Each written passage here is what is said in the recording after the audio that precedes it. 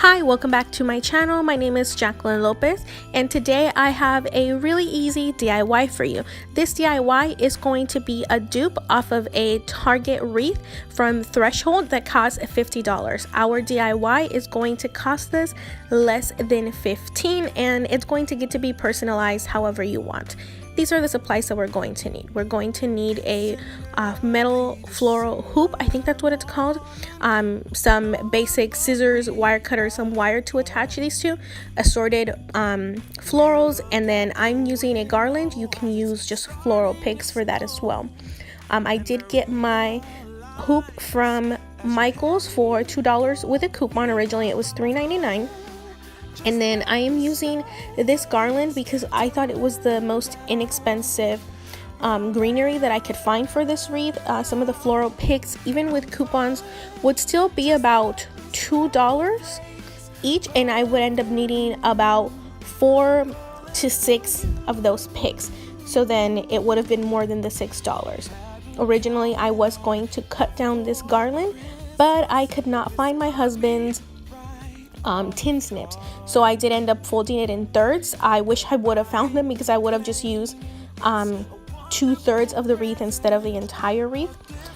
So it does look more full than the original. If I find them, I may go back and remove some, but again, this is why it's so nice to do a DIY, because you can completely personalize it however you want. Now I am going to suggest to add your florals with wire, because there is not a lot of surface area to attach your items with hot glue. The wire is going to be really secure because you're going to tighten it with your hand, so you get to adjust how tight or how loose you want your garland to look. Your wreath to look.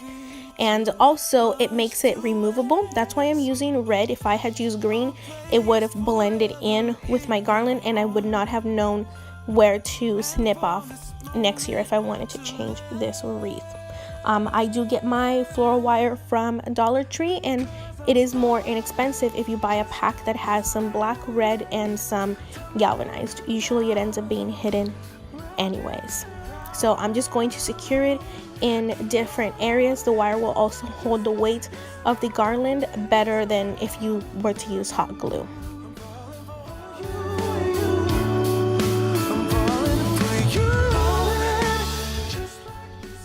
Once you have secured your garland into the hoop, just go in and fluff it. I was kind of fluffing it when I was bending it into thirds, so I didn't have to do a lot of adjusting, but just make sure that your floral wire is being hidden by the pine needles.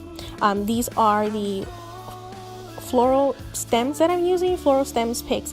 I got all of these at Walmart because they were the best quality for the price, and they were very, very pretty. The only thing that I don't like is that they have glitter. I am not a glitter lover, I am sorry, but this glitter wasn't terrible, and it wasn't like the super shiny glitter. It was more of the glitter that is supposed to make it look frosted. That's why I was perfectly okay with it. It did make a mess, but a mess that I could clean up. These are some of the berries that I'm using, again from Walmart as well, 97 cents. I didn't even end up using all 3 of them I think I had bought. I used 2 of the sage and 2 of the mistletoe, and then I did use some berries from Hobby Lobby that you're going to see, and it's the same ones that I used for my tree and pretty much everywhere in my home. So I'm just separating so that I get the little individual stems or individual picks. That way I can distribute those throughout the wreath. I am going to be attaching them with a wire, so I pre-cut some wire just to make it easier on myself.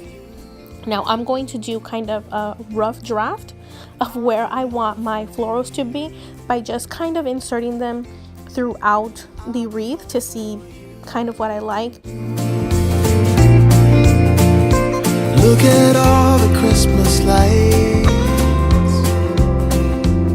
how they paint this town in colors. So So this is the fun part because you just get to play with your individual picks to see what you like. But let me go ahead and quickly suggest that you purchase your picks or florals, the ones that are kind of plasticky feeling, because they are the ones that honestly end up looking more real. They're much better than the tinsel looking ones.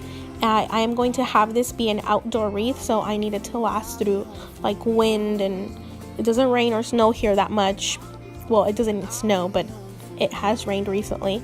But it's just what's going to last the longest, and it's also what's going to store the best, and you'll be able to reuse it in the years to come much better than, again, the tinsel ones that end up folding and then just look odd in the future.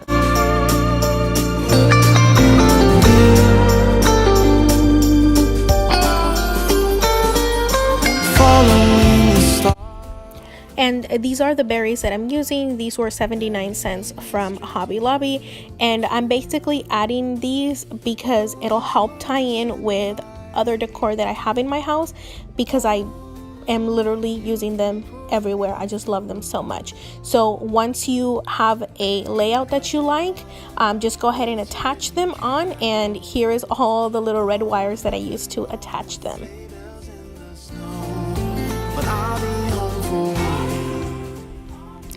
And that's it. It was super easy, super fun. What took the longest was just adding the individual stems in the back with a wire, but put on something on Netflix and have fun while you're doing it. I certainly had a lot of fun, and I love again that it's going to be reusable.